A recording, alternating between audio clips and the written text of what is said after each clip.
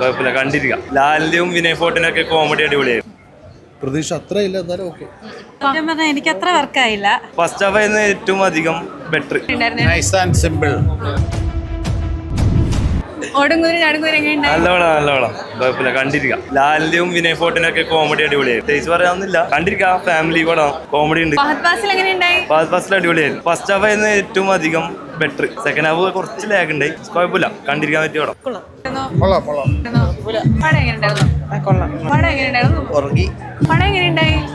Nice and simple. കുഴപ്പമില്ല, കണ്ടിരിക്കാം. ചിരിപ്പടം. പ്രതീക്ഷ അത്രയില്ല, എന്നാലും ഓക്കെ.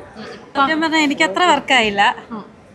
കോമഡി ലാലിന്റെ കൊള്ളാം, പക്ഷെ ബാക്കിയെല്ലാം കുറച്ച് കല്യാണിയും ഫഹദും കോമ്പോ അതൊന്നും കുഴപ്പമില്ല. പക്ഷെ എനിക്കൊന്നും അവരൊക്കെ നല്ലപോലെ ആക്ട് ചെയ്യുന്ന കാലിബറുള്ള ആൾക്കാരല്ലേ. അപ്പോൾ സ്റ്റോറി വൈസ് കുറച്ചും കൂടെ കണ്ടന്റ് ഉള്ളതൊക്കെ അവർക്ക് സെലക്ട് ചെയ്യായിരുന്നു. അത് എൻ്റെ അഭിപ്രായമാണ് കേട്ടോ.